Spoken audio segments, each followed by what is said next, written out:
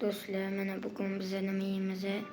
Agar bilsanglar buni otini kommentariyga yozib qo'yinglar. Bu oldindan buvlarim tarafdan yeyilgan narsa.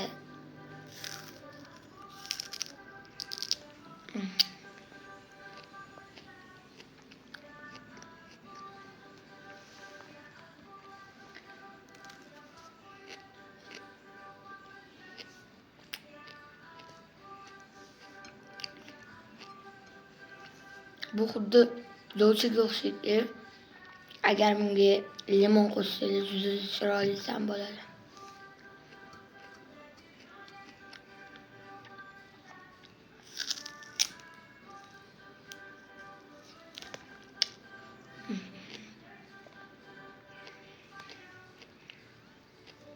Hammaga xayr.